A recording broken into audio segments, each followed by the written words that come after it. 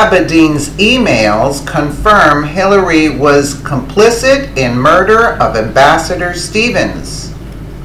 WikiLeaks is about to confirm the story that the Common Sense show told 4 years ago, in that Ambassador Stevens was set up to die because his stories of gun running, child trafficking, and drug running on behalf of the CIA in order to promote regime change in Libya using terrorists funded by these illegal activities were leaking out, and it was only a few months until the election.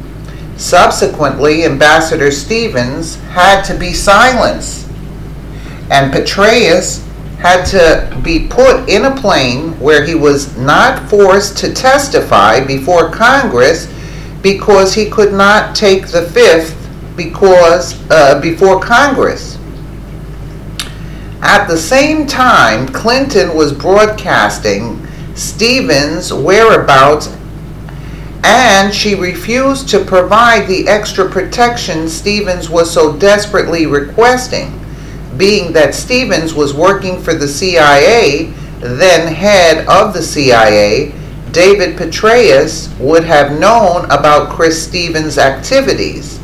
To protect Obama's 2012 election, both Stevens and Petraeus had to be gone. People are asking me now how I knew all of this 4 years ago, and I say I had a deep cover source from inside one of the military intelligence services who wanted the real truth to be told. Somebody who knew this nation could not afford to let Clinton ever become president. Now I am getting confirmation from WikiLeaks and others who have reached the same conclusion I did 4 years ago.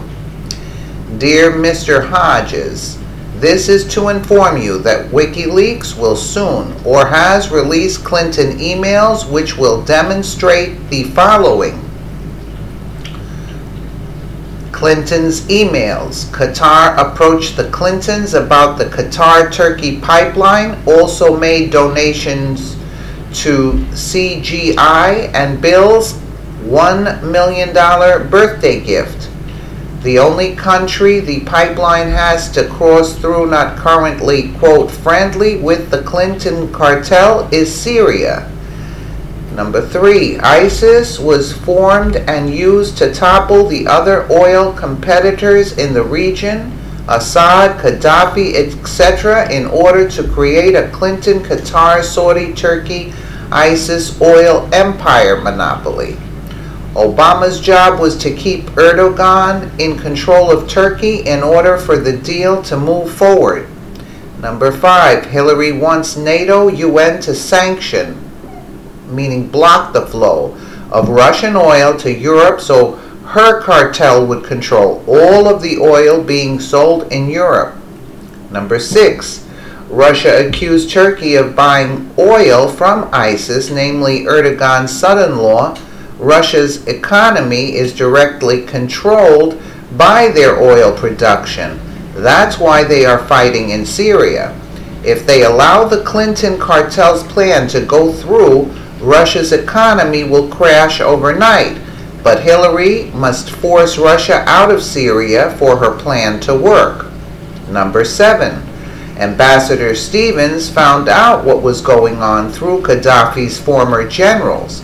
When he was going to come forward, Hillary left him to die at the hands of the rebels she had armed.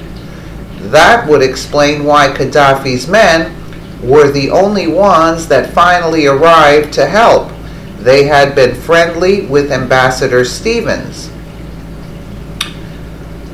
Please note that I have covered the ISIS-Lafarge-Clinton connections very prominently in the past year. This is just more confirmation of what I have already covered. The above is already appearing on the internet in several places. It is clear that Putin would be a fool to allow Clinton and her gang of thugs to continue with their plan. Every time Clinton sags in the polls, she starts talking about 9/11. The evidence is beginning to line up that Clinton interests have had motive to commit 9/11. No wonder Clinton ties to blame the Russians for everything. She is the main culprit of the world being brought to the precipice of World War III.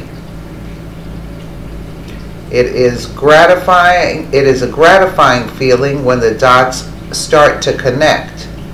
The Aaron Klein revelations.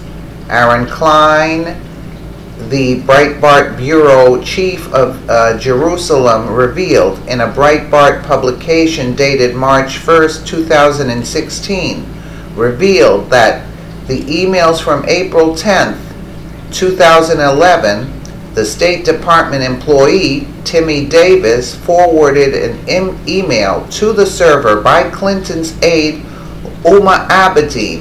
Please note that at the time of this revelation, Huma Abedin was not yet a household name.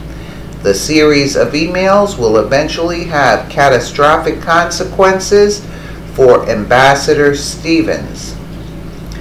An email containing the whereabouts and plans of murdered U.S. Ambassador Chris Stevens passed through Hillary Clinton's private server dispatches, released Monday in the final group of messages from Clinton's email reveal.